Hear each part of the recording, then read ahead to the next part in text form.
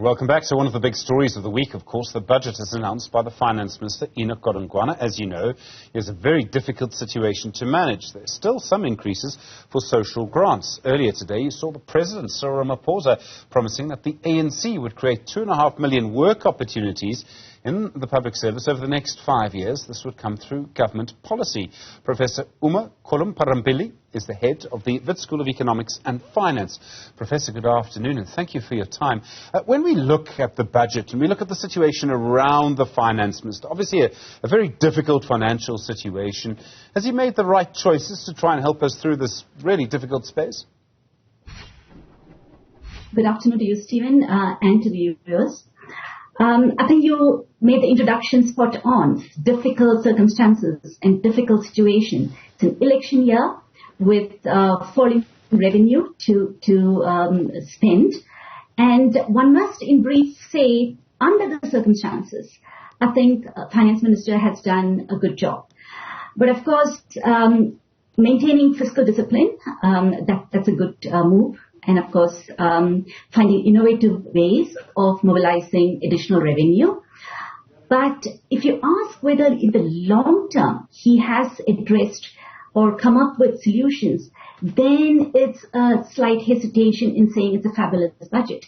In the interim, in the short term, he has come up with a band-aid, but I don't see enough structural changes being put in place that can address the long-term challenges, particularly pertaining to the curtailed growth we've been experiencing, way below what the other countries in our middle-income group are able to manage.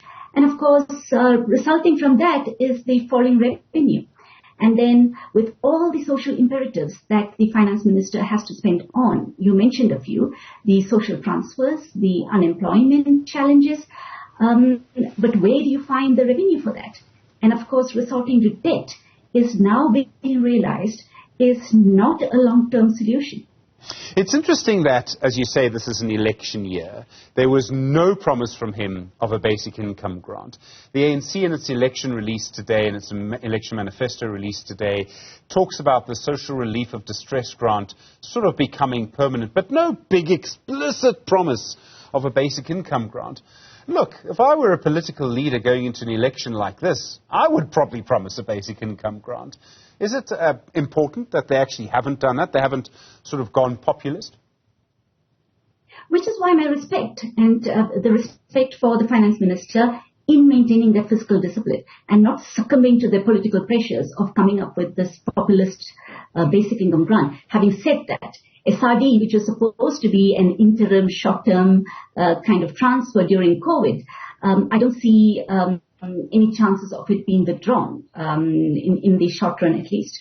But having said that, it is not a replacement for basic income grant. It's a much more meager kind of 350 odd rands, way below the food poverty line, and not a substitute for basic income grant. Nevertheless, one can see the need to commit taking that forward in the short run, given the situation of the country. But yes, you did mention increases in the other grants, but one must notice the increases across the board, whether it is old age pension, whether it's this child support grant, the increase has not been commensurate to inflation. So the real value of the grant has actually declined, despite the fact, of course, the announcement made is, so many X-rand increase in these grants, but they have been way below the inflation rates. And that's again taking cognizance of the difficult fiscal space that the Finance Minister is trying to maneuver. It's really interesting. You talk about the fact that there's a band-aid, right, rather than fixing the longer-term problems. And if you look at the trends, this time next year, I hate to say this, they're probably going to be even more intense. I mean, it's probably going to be harder next year. And you're going to have to find a bigger band-aid, and eventually you're going to run out of band-aids. Absolutely. So that is the difficulty, and much of the forecast made, and we're supposed to peak in terms of our debt-GDP ratio next year, and then the ratio is expected to fall subsequent to that. But all of this is based on forecast of our GDP growth rate. And sadly, our GDP growth rate currently, which is way below 1%, the subsequent forecast is based on 1.4, 1.6% growth rates in subsequent years.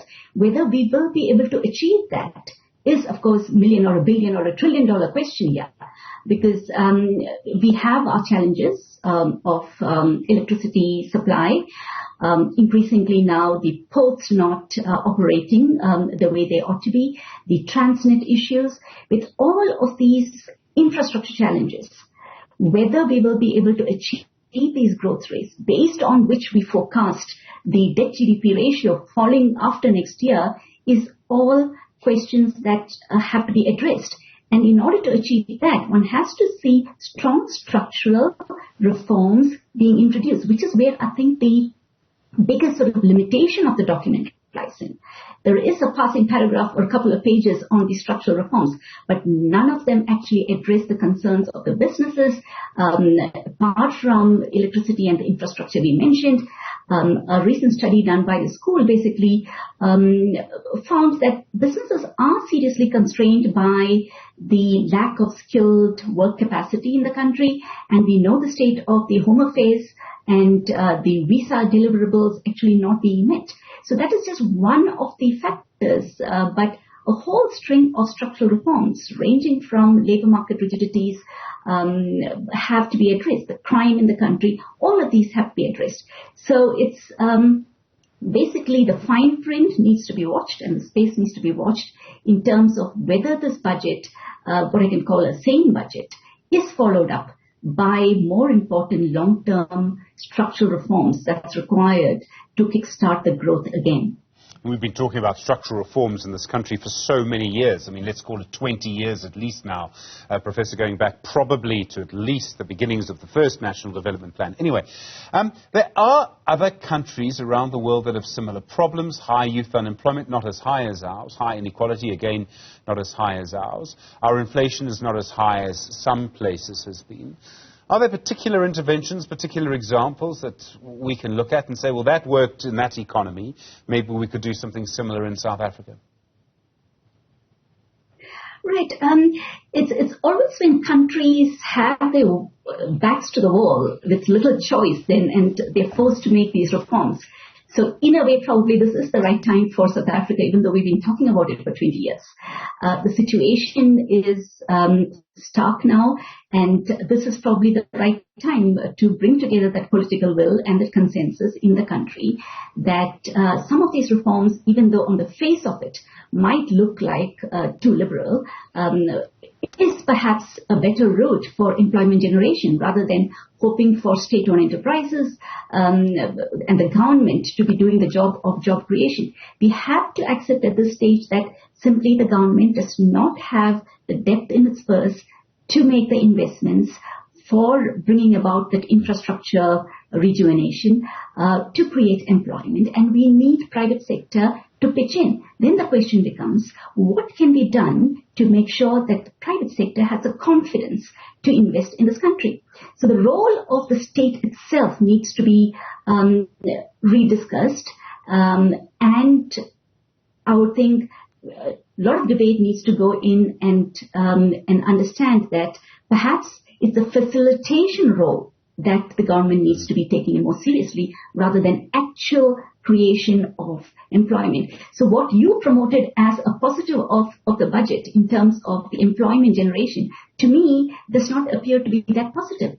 It is more and more spending towards interest, which is almost 20% of the revenue, and then adding another 30% to the wages, and we are increasing further that expenditure on wages rather than spending that on infrastructure development and investment which is more productive, and that is really capital investment where it is required.